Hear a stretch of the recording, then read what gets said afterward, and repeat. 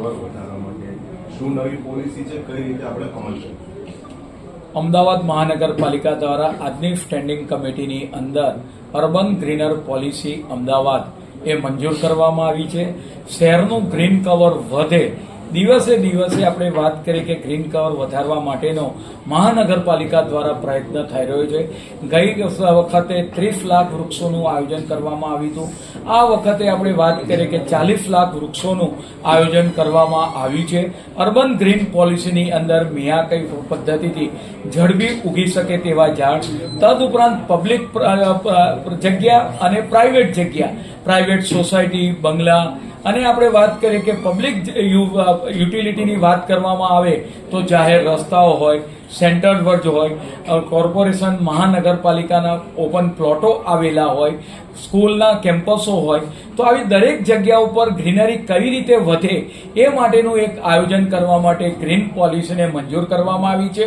આ ગ્રીન પોલિસીની અંદર શહેરના વિવિધ એનજીઓ, એડવાઇઝરી કમિટીની અંદર વિવિધ એનજીઓ, ક્રેડાઈ, ગાહેડ, તેના આપણે વાત કરીએ કે ચેમ્બર્સના પ્રમુખો, આવા અલગ અલગ જે એન્વાયરમેન્ટ એક્સપર્ટ છે, એન્વાયરમેન્ટ કોલેજના પ્રિન્સિપાલશ્રીઓ હોય, આવા લોકોનો સમાવેશ આ ગ્રીનર એડવાઇઝરી કમિટીની અંદર કરવામાં આવ્યો છે અને આ પોલિસી આગામી સમયગાળા દરમિયાન બોર્ડની અંદર મંજૂર કરવામાં આવશે.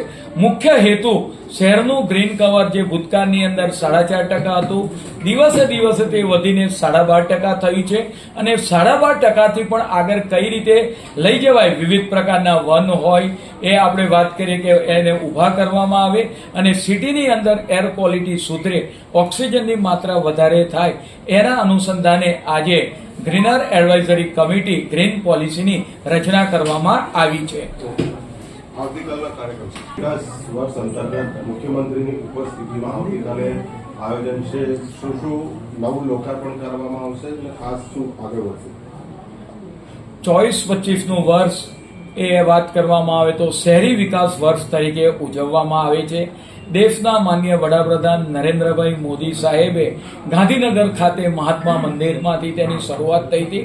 રાજ્યના માનનીય મુખ્યમંત્રી શ્રી અમદાવાદ ખાતે ટાગોર હોલમાં આવતીકાલ સવારે 11 વાગે અમદાવાદ મહાનગરપાલિકાના વિવિધ શહેરી વિકાસના પ્રકલ્પો એને ખુલ્લા મૂકશે. તેની અંદર વાત કરવામાં આવે કે ગ્લો ગાર્ડન રિવરફ્રન્ટ પર જે બનાવવામાં આવ્યું છે, ખૂબ જ આકર્ષિત બાળકો માટેનું. ત્યાર પછી રાણીપ ખાતે ઈવી સ્ટેશન હોય, જે રીતે ઇલેક્ટ્રિક ગાડીઓની સંખ્યા દિવસે દિવસે વધતી જાય છે તો એના માટે ઈવી સ્ટેશન પણ હોવા જોઈએ. તો ઈવી સ્ટેશનનું પણ માનનીય મુખ્યમંત્રી શ્રી લોકાર્પણ કરશે.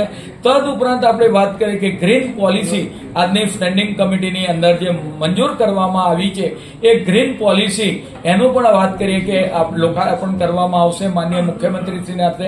આમ આ વર્ષ શહેરી વિકાસ વર્ષ તરીકે જ્યારે ઉજવવામાં આવનાર છે ત્યારે માનનીય મુખ્યમંત્રીશ્રીની અધ્યક્ષતામાં આવતીકાલે 11 વાગે ટાગોર હોલ ખાતે આ કાર્યક્રમ યોજાવાનો છે. ઓકે, ચાલો.